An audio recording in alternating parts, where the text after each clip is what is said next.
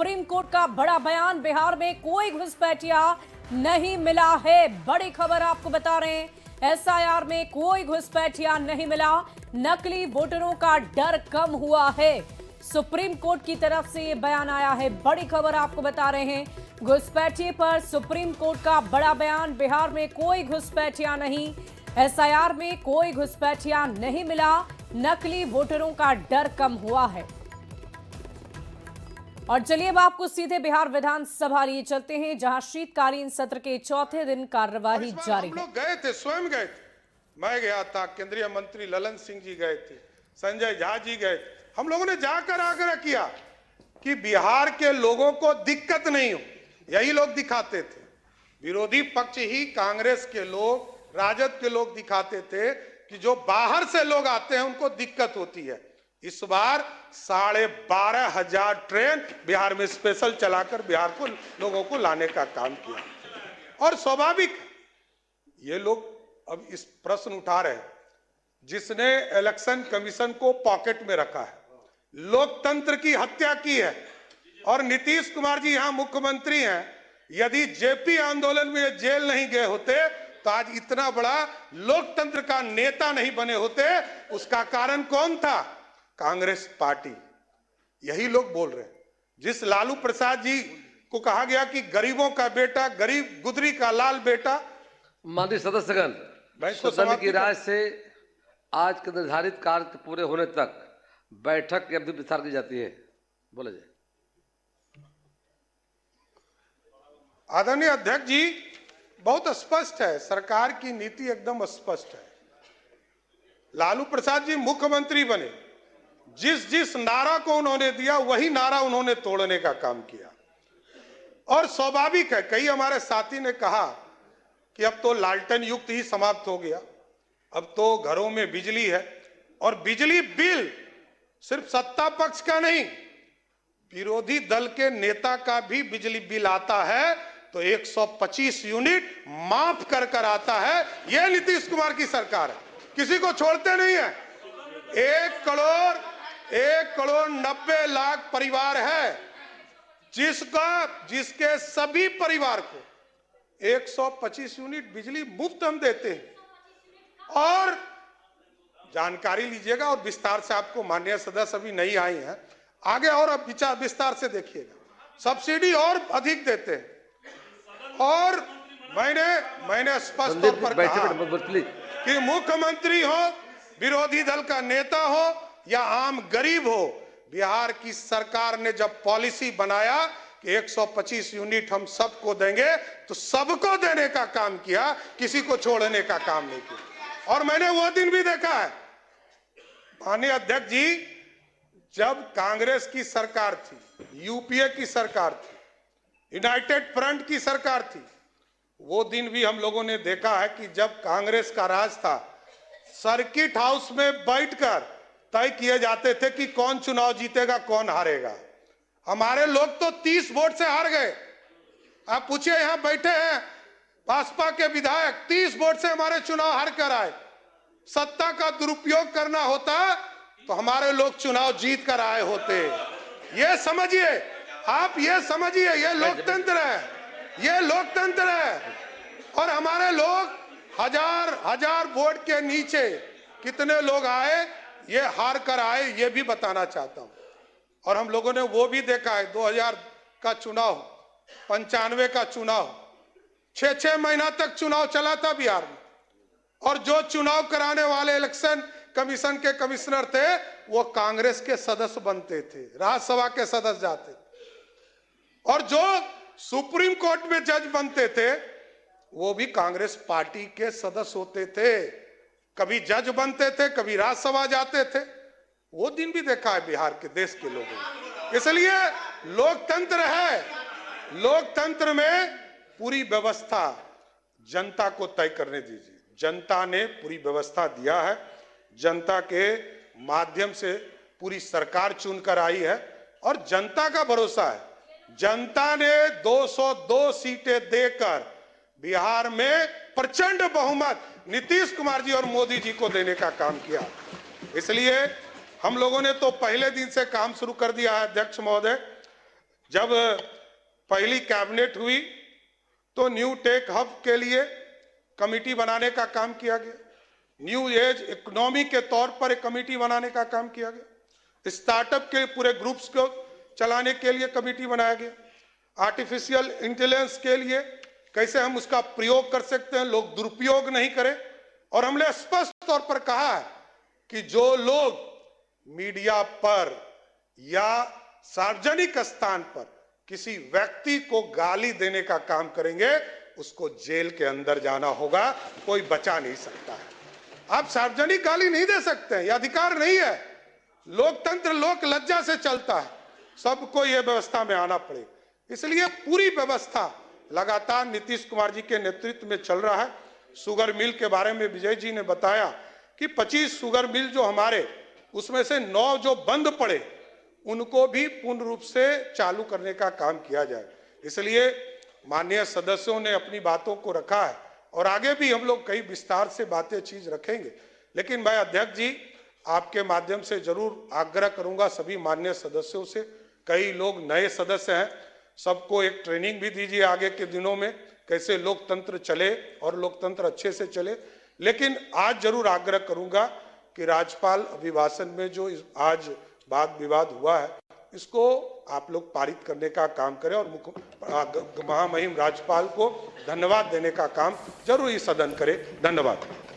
माननीय सदस्यगण, तो देखिए, शीतकालीन सत्र के दौरान आप डिप्टी सीएम सम्राट चौधरी को सुन रहे थे। बढ़ते आगे, बिहार विधानसभा के शीतकालीन सत्र के चौथे दिन राज्यपाल के अभिभाषण पर चर्चा हुई और चर्चा की शुरुआत करते हुए नीतीश कुमार केंद्र से मिलने वाली मदद के लिए पीएम मोदी की तारीफ करते नजर आए। सीएम नीतीश कुमार ने कहा कि बिहार के विकास में केंद्र सरकार ने भी कितना बड़ा सहयोग किया है। 2024 के बजट में बिहार को विशेष आर्थिक सहायता के रूप में सड़क, उद्योग, स्वास्थ्य, पर्यटन, बाढ़ नियंत्रण के लिए बड़ी राशि देने की घोषणा की गई। इन सब के लिए पीएम मोदी का नमन करते हैं। सीएम ने सदन में सभी लोगों से हाथ उठाकर पीएम मोदी को नमन करने को कहा। मखाना बोर्ड, एयरपोर्ट की स्थापना, पश्चिमी कोसी नहर के लिए वित्तीय सहायता आदि की घोषणा की गई है। और फिर वर्ष 2018 में देश के कुछ राज्यों में खेलो इंडिया यूथ गेम्स का आयोजन हुआ था। अब इस वर्ष खेलो इंडिया यूथ गेम्स का आयोजन बिहार में हुआ है, जो गौरव की बात है। इन सब के लिए आदरणीय प्रधानमंत्री श्री नरेंद्र मोदी जी का हम नमन करते हैं। सब करिए ना नमन, तो एक बार हाथ उठा के बढ़ाइए। सब काम किए, सब कुछ कर रहे हैं। आप लोग काहे नहीं करते है? आप लोग भी कहिए, सबके लिए काम कर रहे हो सब तरह से, तो इसीलिए हम आपको कह रहे हैं।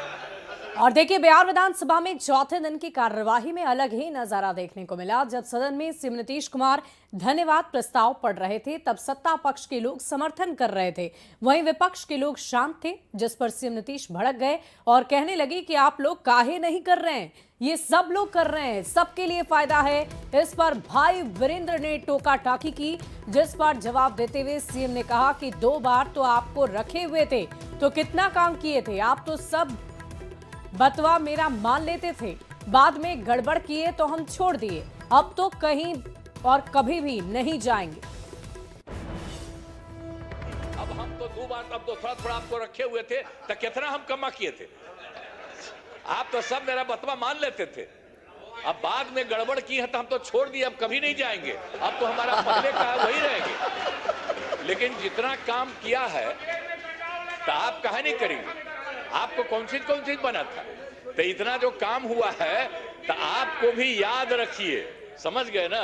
तो इन्हीं शब्दों के साथ बाकी सब कर रहे हैं ना, तो हाथ उठा के बताइए, बहुत बहुत बधाई, हाथ दीजिए आप लोग। और विधानसभा में सीएम नीतीश कुमार ने केंद्र से मिलने वाली मदद के लिए पीएम मोदी की जमकर तारीफ की। इन योजनाओं के लिए पीएम मोदी को नमन किया, जिस पर विपक्ष ने पलटवार किया है। आदरणीय मुख्यमंत्री श्री नीतीश कुमार जी विधानसभा में आदरणीय प्रधानमंत्री जी के लिए कह रहे हैं कि बहुत सारा बिहार के लिए किया है, ताली बजवा रहे हैं।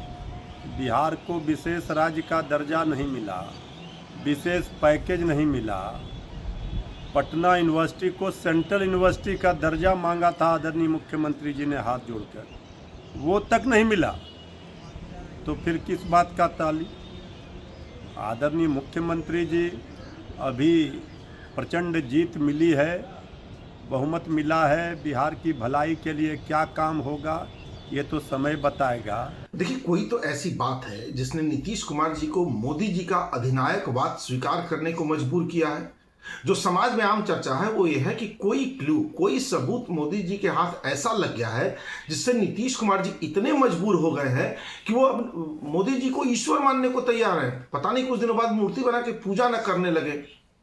न जाने कौन सा कर्म ऐसा कर दिया और क्लू उनके हाथ लग गए। केंद्र सरकार ने बिहार को सड़क, बाढ़ राहत, मखाना बोर्ड, एयरपोर्ट से कई बड़ी योजनाओं की ऐतिहासिक आर्थिक सहायता दी है। यह प्रधानमंत्री नरेंद्र मोदी जी की बिहार के प्रति प्रतिबद्धता का स्पष्ट प्रमाण है। आज तो खुद माननीय मुख्यमंत्री जी ने सभी विधायकों को हाथ उठाकर प्रधानमंत्री मोदी जी को नमन करने को कहा और विपक्ष के विधायकों को भी।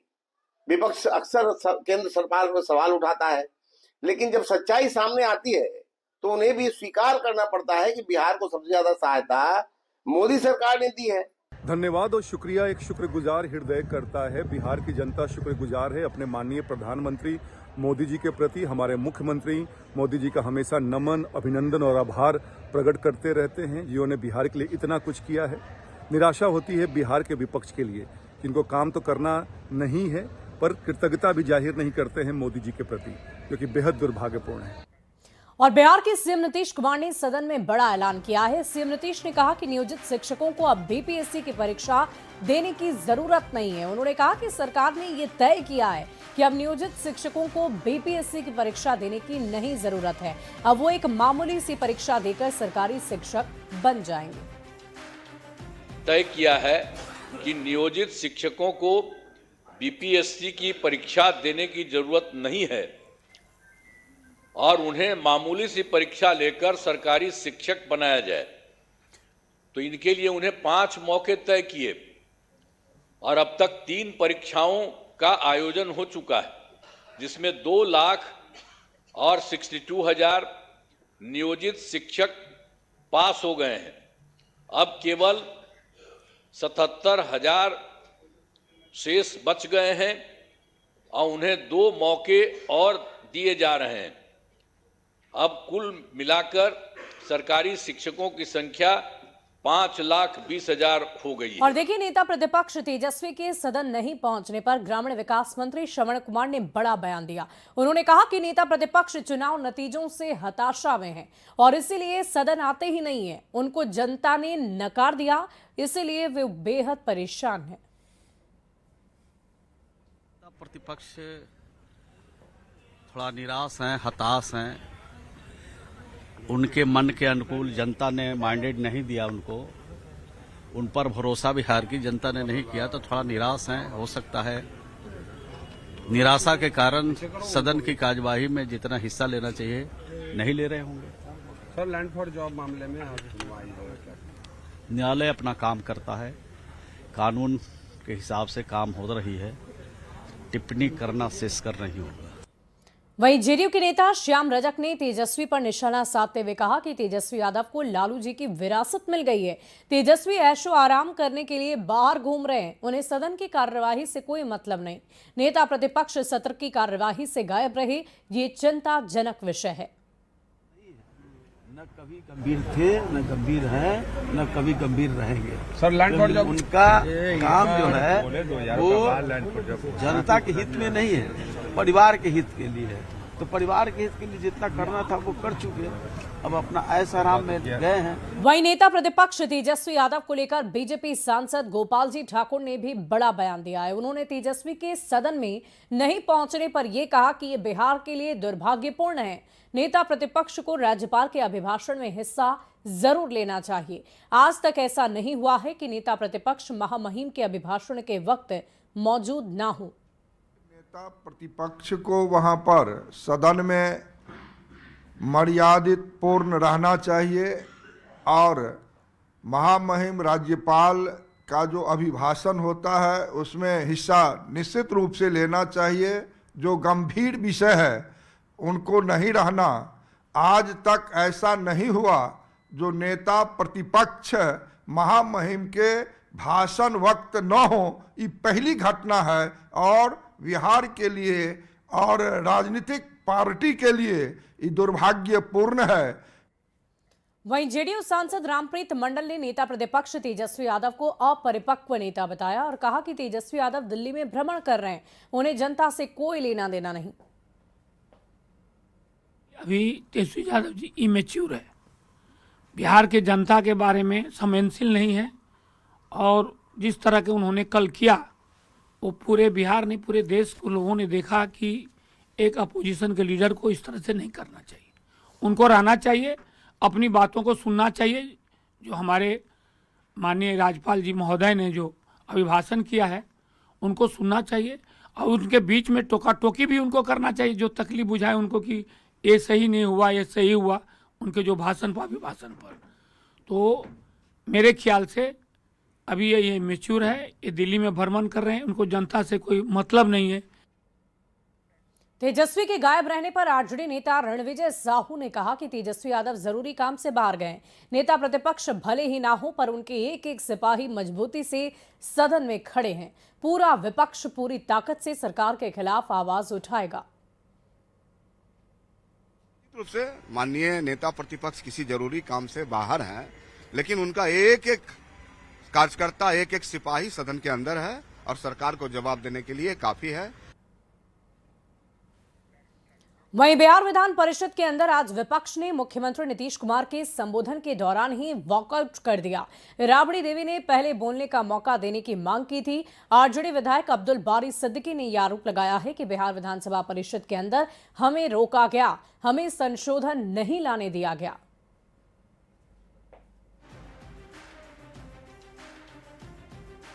क्या बिंदु छूट गए उनके भाषण में, उसका संशोधन देती है और विपक्ष को संशोधन पे बोलने का मौका दिया जाता है और बाद में फिर सरकार जो है सबको, विपक्ष को और सबको सुनकर जो है सरकार अपना पक्ष रखती है और उत्तर देती है। मगर मेरे संसदीय जीवन में ये पहला अवसर है कि साहब विपक्ष को जो है राज्यपाल के अभिभाषण पे अपना अभिमत रखने से रोका गया है। और देखिए, आरजेडी के वॉकआउट पर जेडीयू एमएलसी नीरज कुमार ने कहा है कि विपक्ष सिर्फ और सिर्फ हिट एंड रन करना जानती है। विपक्ष की अब बोलती बंद हो गई है, सदन में सवाल करने की जगह वॉकआउट कर रहे हैं। तेजस्वी यादव पहले से ही गायब हैं, लोकेशन ही नहीं मिल रही। तेजस्वी 9 ग्रह में किस ग्रह पर जाकर बैठे हैं, ये मैं जानना चाहता हूँ। यादव का लोकेशन नहीं मिल रहा हो, यह तो स्वाभाविक है।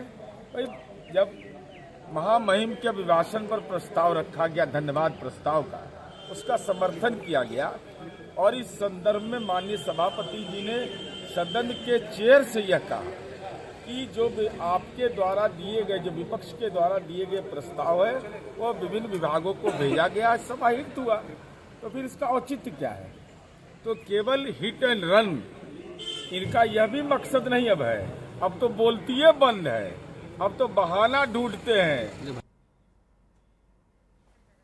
और बड़ी खबर भागलपुर से आ रही है, जहां कहलगांव और विक्रमशिला स्टेशन के बीच लूटपाट के दौरान यात्री को अपराधियों ने चलती ट्रेन से नीचे फेंक दिया, जिससे यात्री मोहन यादव गंभीर रूप से घायल हो गया। दोनों पैर उसके टूट गए हैं, सर में गंभीर चोट आई है, जिसका इलाज जवाहरलाल नेहरू चिकित्सा अस्पताल में किया जा रहा है।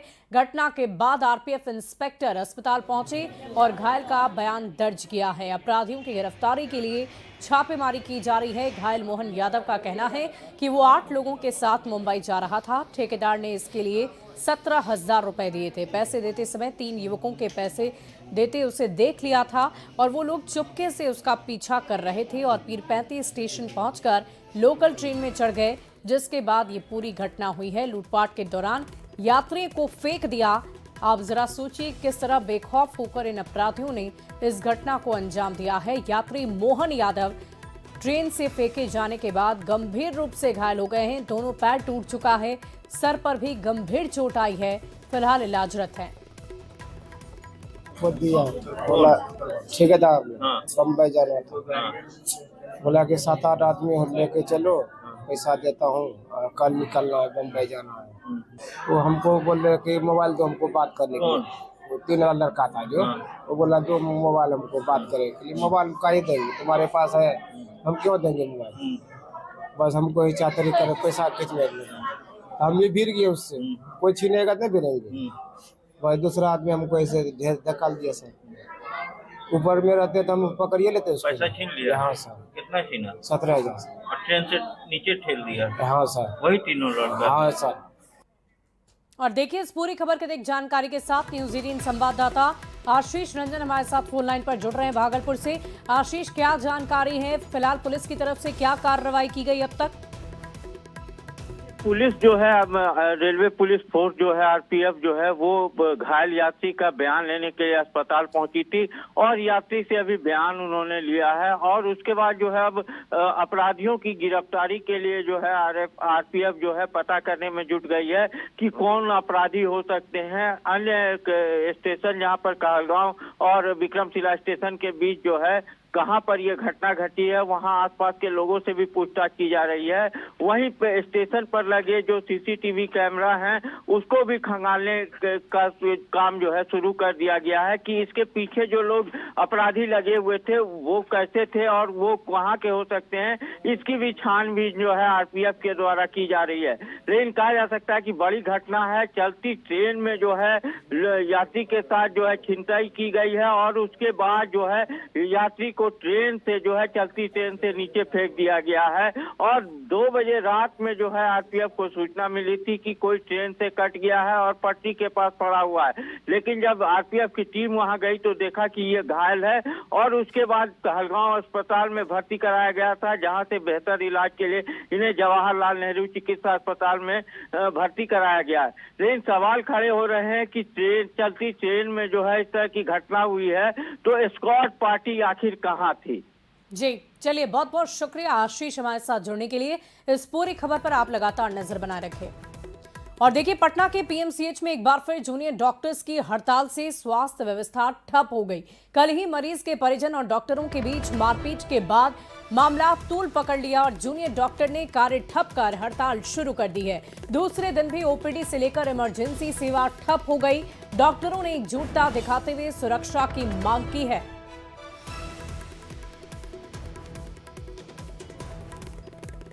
तो पटना से बड़ी खबर आपको बता रहे हैं, मारपीट से नाराज हैं जूनियर डॉक्टर। पीएमसीएच से बड़ी खबर, मरीज के परिजनों ने मारपीट की थी जिसके बाद से डॉक्टर हड़ताल पर हैं और अपनी सुरक्षा की मांग कर रहे हैं। आपको बता दें कि ओपीडी सेवा के साथ साथ इमरजेंसी सेवा भी ठप कर दी गई है और आज फिलहाल हड़ताल पर हैं जूनियर डॉक्टर। फिलहाल इस बुलेटिन में अभी